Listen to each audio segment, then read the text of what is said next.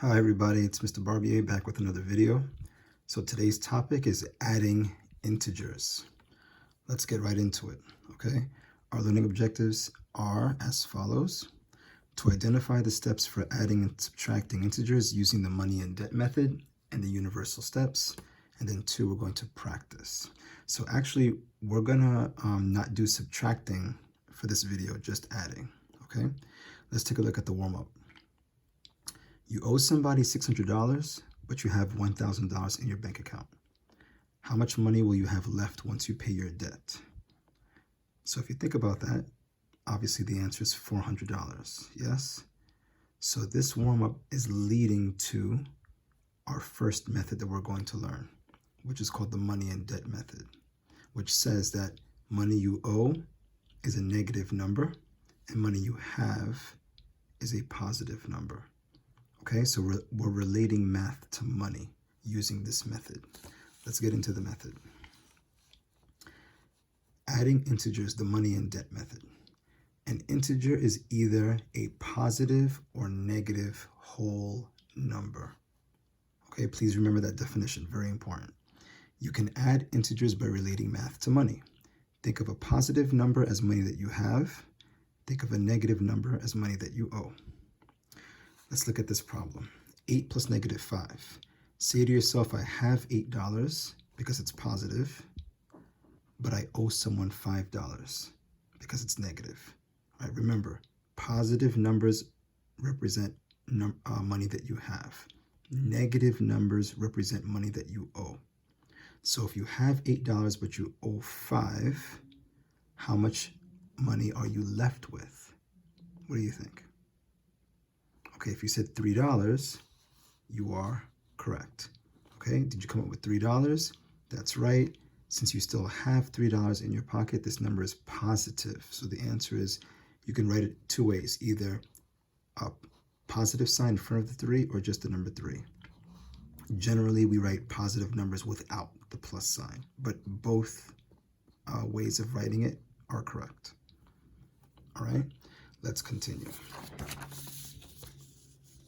Let's look at another problem. 7 plus negative 9. Say to yourself, I only have $7, but I owe someone $9. So notice, the amount of money you owe is larger than the amount of money you have. After handing over the $7 that I have, how much money do I still owe? Did you come up with $2? If you did, that's right. Since you still owe money, this number is negative. Answer is -2. All right, so let's look at that again. The answer is -2 because I owe $9, but I only have $7 to give. So there's not enough money available for me to pay my debt.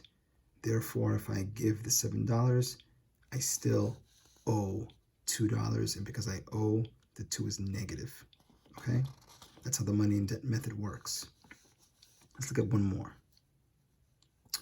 -6 plus -4. Say to yourself, I owe someone $6, okay? Notice the 6 is negative, but you borrow an additional $4, all right? So, for example, last week you borrowed $6 from a friend. This week you borrowed an additional $4 from them, which means that you're adding on to your debt, okay? How much money do I owe in total? What do you think? Okay, I just heard someone say, Mr. Barbier, you're gonna owe $10, and because you owe that money, it's negative? Yes, that is correct, okay? Did you come up with $10? That's right, and since you still owe this amount, the number is negative. The answer is -10. All right, very good. That's called the money and debt method. Let's look at some classwork problems, okay? Classwork problems. So ladies and gentlemen, here's the moment of this video where you're going to pause the video and try each of these problems yourself, okay? So please do it, okay? I'm watching, I'm listening. Pause the video, do so right now. Use the money and debt method. And all you have to do is say, as you do each problem, if the number is positive, you say, I have this much money. If the number is negative, you say, I owe this much money. For example, you would say, I have $7, but I owe someone $3. After paying my debt of $3, how much money am I left with? Okay? And if you're left with money, remember the answer is positive. But if you are left owing money because you didn't have enough to cover your debt, then the answer would be negative. All right? Pause the video right now and unpause when you're ready to go over the answers. Okay, I'm going to assume that you paused the video and you're ready to reveal your answers. Let's look at this very quickly. So, you have 7. You owe 3. Someone tell me, I'm listening. How much money are you left with? Okay, someone just said, Mr. Barbier, I think I'm left with $4, and because it's $4 that I have, it's a positive 4. The answer is yes, that's correct. If you got positive 4 for the first one, very good. Number 2, let me hear you use money and debt language. Who wants to do that one? Okay, someone just said, Mr. B, this one is saying that I owe someone $6 and I borrow another $5 from them because both numbers are negative, right? So in this case, I owe 6 and I owe another 5, which means that I owe 11 in total, negative 11. Is that right? The answer is yes, that is right. Let me start writing the answers actually. So we said the first answer was positive 4, and this answer is negative 11. Very good, very good. The next one, who would like to try that? Okay, someone just said, Mr. Barbier, call on me. I got this. Good, go for it. I owe someone $9, but I have $11 to spend. So after paying the person that I owe their $9, I'm going to be left with money back because I have more money than I owe, right? Yes, that is correct. How much money would you have left? $2? Yes. And because you have money left, it's a positive. Let's look at number 4, okay? So in this case, you owe 15 and you owe another 15. Now, someone might look at this and say, wait a minute, Mr. B, so 15, I have 15, I owe 15, so the answer is 0? Okay, does someone else agree or disagree with that? Okay, someone's saying, no, Mr. Barbier, you don't have an O, you actually owe and owe, right? You owe 15 and then you owe another 15, which means you're adding on to your debt. So the answer isn't 0, the answer is, okay, very good, negative 30, yes. There it is, okay? Let's look at one more. Number 5. In this case, what's happening?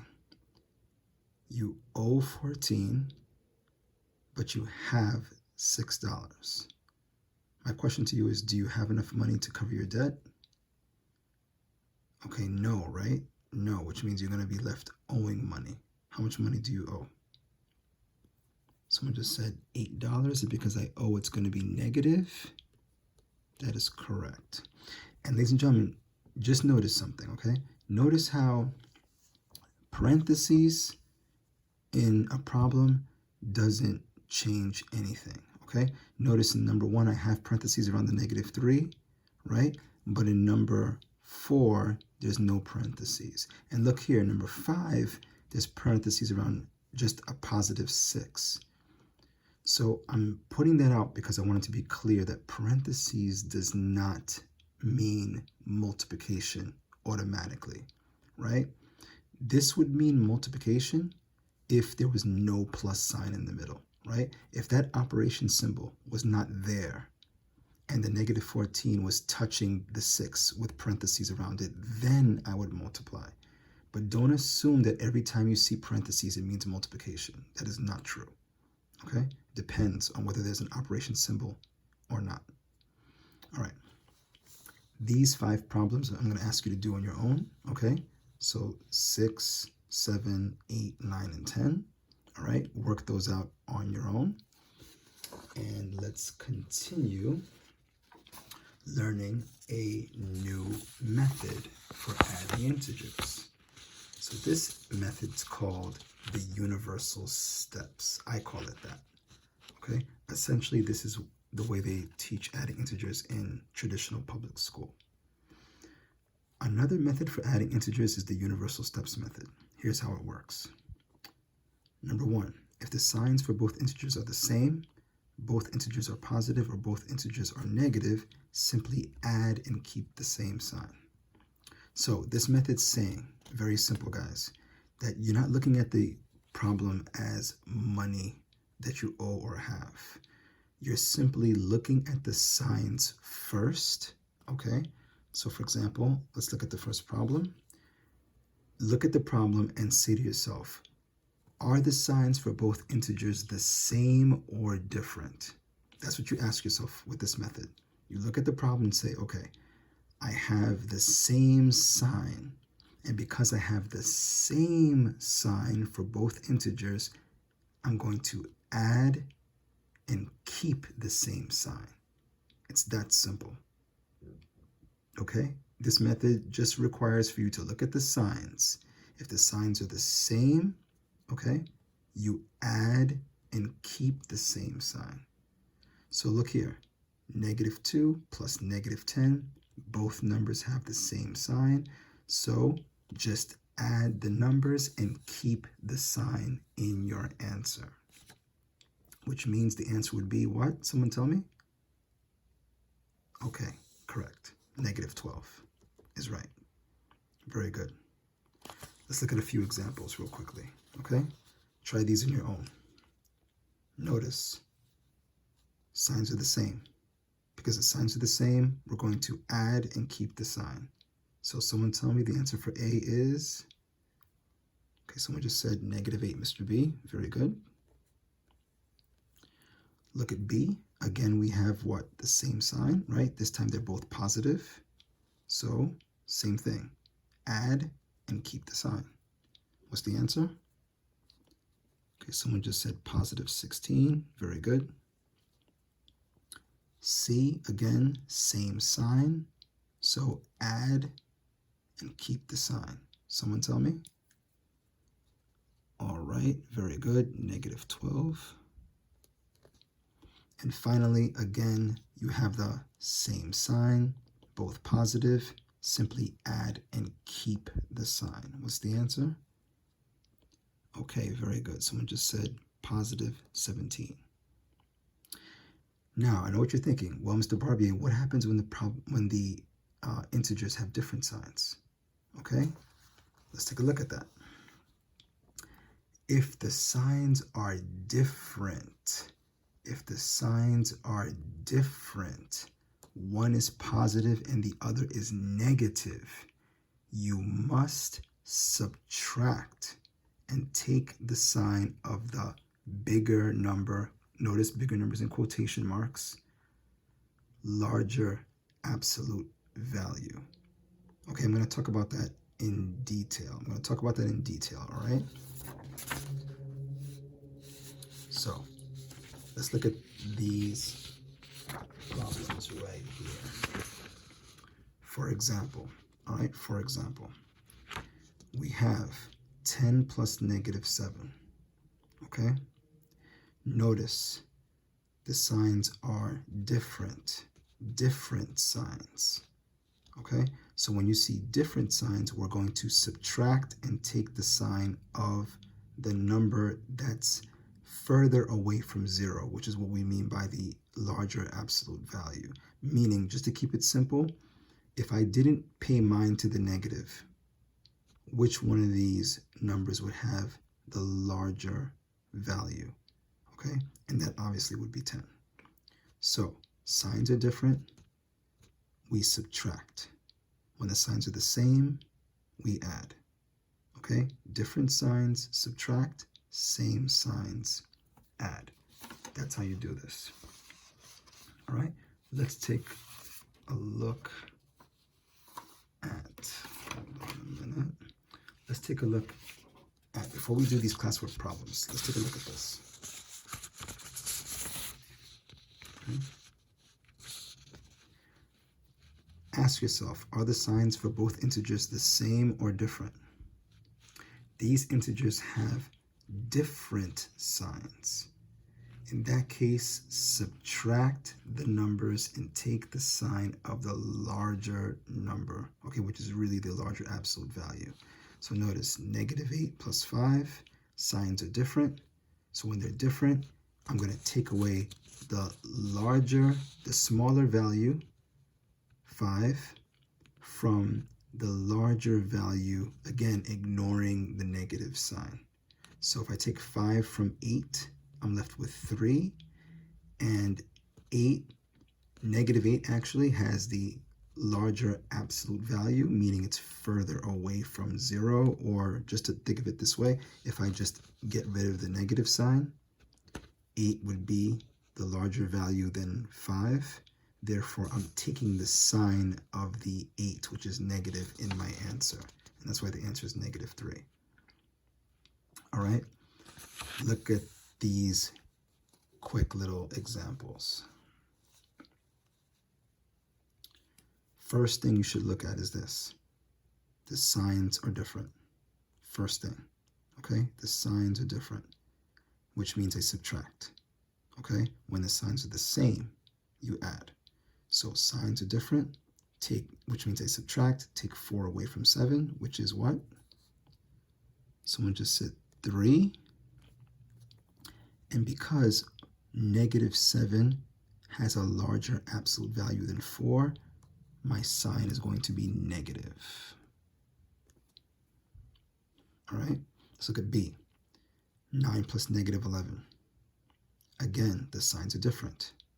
So if the signs are different, I subtract. Take 9 away from 11, which leaves you with 2. And again, -11 has a larger absolute value than 9, right? Again, pretend the negative sign isn't there. If it's not there, 11 would be bigger than 9. So therefore, my answer keeps the sign of the quote-unquote larger number, which would be -2.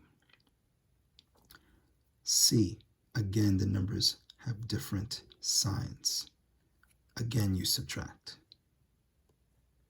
But which one has the larger absolute value now? Which one has the larger value or furthest away from 0? 9 or -8? Okay, yes, it's 9, therefore the 1 is positive. And finally, 25 plus -13. Again, the signs are different. So we're going to take 13 away from 25, which leaves us with what? Someone tell me the right answer. Give me the right sign as well. Okay, someone just said, Mr. Barbier, it's going to be a positive 12 because 13 taken away from 25 leaves you with 12, and 25 has the larger value, larger absolute value than -13. Very good. Okay, now let's go back to those classwork problems.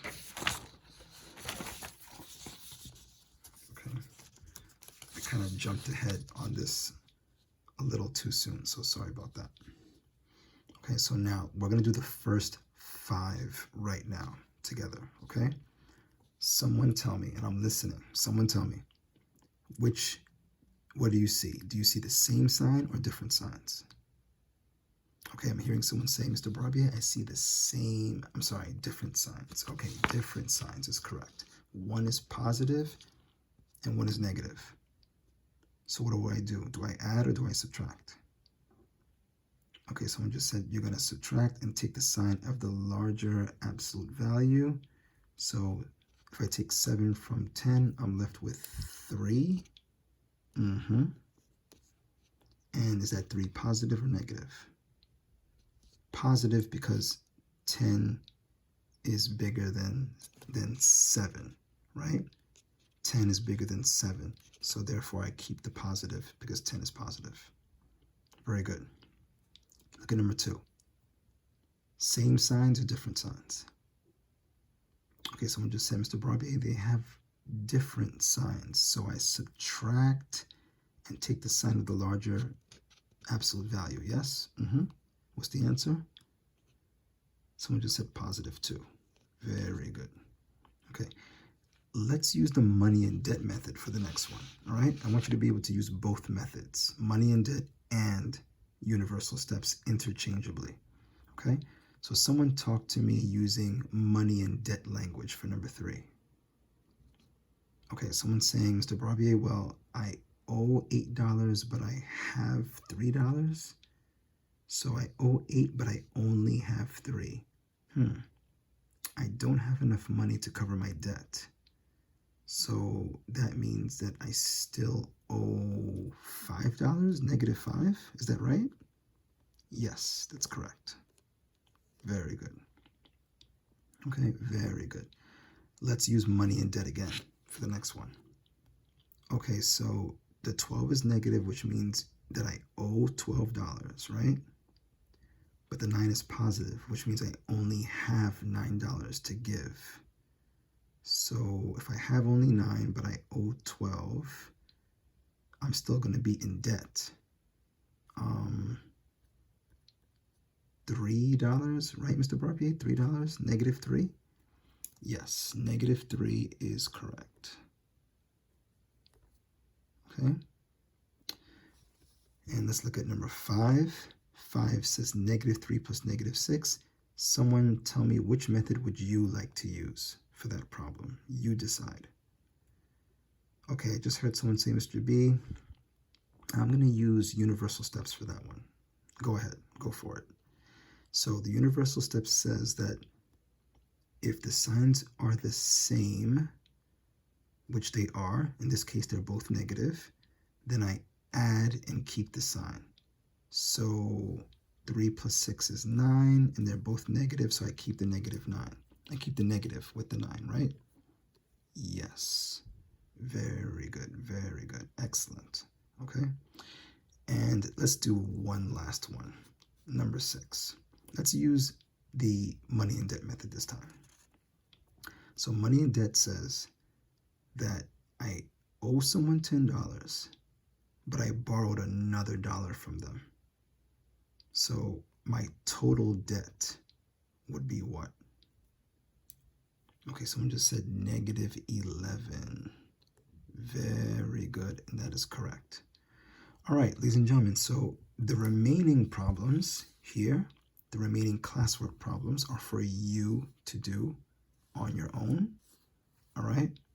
And you also have homework for me as well, all right? And you know that.